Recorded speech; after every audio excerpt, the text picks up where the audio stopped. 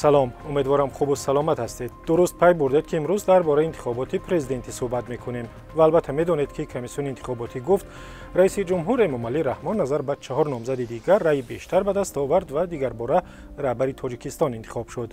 کمیسیون مرکزی انتخابات و رایپرسی قرار قبول کرد که امامعلی رحمان پرزیدنت جمهوری تاجیکستان انتخاب شده حسابیده شود. بس انتخابات حالا در هر قدم سری راه داخل اتوبوس، تاکسی و به خصوص در شبکه‌های اجتماعی زیاد است. بحث در این باره که آیا انتخابات به معنی تامش انتخابات بود که چند نفر با عقیده‌های دیگرگونه، برنامه‌های گوناگون می‌آیند و وعده می‌دهند که اگر مردم او را انتخاب کند کشور گل شکوفان می‌شود. اما بسیاری از کاربران در وبسایت رادیو آزادی و اینجا و آنجای فیسبوک و اینستاگرام نوشتند که انتخابات در تاجیکستان صحنه‌سازی بود و تمام. از جمله کاربری که خود را از وادی قراتگین معرفی کرده است در وبسایت ما چنین شرحی را گذاشته است که همراه می‌خوانیم. این انتخابات نبود، یک سیرک و یا همان نمایشی بود که رحمان تشکیل کرد و پیروزی خود را اعلان کرد. چه کنیم؟ متاسفانه دست و دهانمان بسته است که فیغام بکشیم. کمیسیون انتخاباتی گفت که امامعلی رحمان تقریباً 91% رأی مردم را به دست آورد و پیروز شد. بقیه 4 نامزد دیگر از تا به 1% رأی مردم را صاحب شدند. یک کاربری در اینستاگرام با نام آیت الله بابایف با نظرداشت همین آمار نوشته است: با خدا اسپکتاکل بودن انتخابات را اثبات کردید.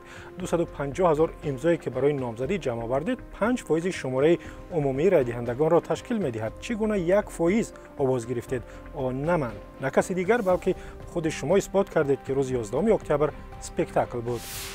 یک کاربر دیگر عین سوال را نه از نامزدها بلکه از بختیار خدایارزاده رئیس کمیسیون انتخاباتی پرسیده و چنین نوشته است: محترم رئیس کمیسیون انتخاباتی، من یک چیز را نفهمیدم.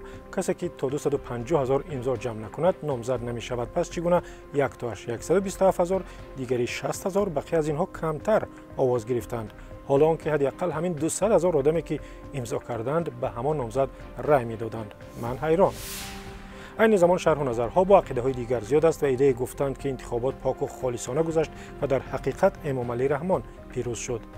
کاربری با نام اسمیناز 9999 با تبریک گفتن امامعلی رحمان چنین شرحی را در صفحه ما در اینستاگرام گذاشته است: برای ما صلح و وحدت بس است که در کشوری تنج و آرام زندگی میکنیم.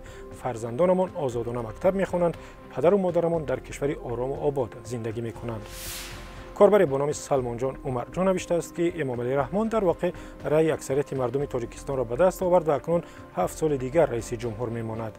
شرح او چنین است: کسی را پرسیدیم به کی آواز دادی؟ گفت به جناب. همه طرفدار امامعلی رحمان میگویند یگان تای دیگرش به نامزدی نمیارزد. راست میگویند.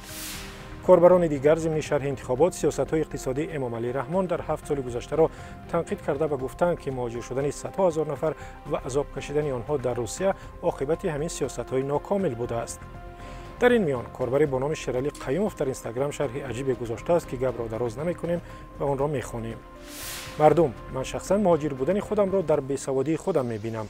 در وقتش نخواندم، معلومات عالی ندارم، مهاجرم، جناب عالی گناهی ندارد. در واقع شیرعلی درست میگوید و یا گفتش خطای محض است. به ما نویسید و یا در ویدیو ثبت کنید و بفرستید. با تلفنی که میبینید واتساپ، وایبر، تلگرام و ایمو دارد. وبسایت ما هم برای خواندن خبر و دیدن ویدیوهای دیگر است. آزادی آنلاین به پایان رسید. من طاهر سفر هستم و اینجا رادیو آزادی است.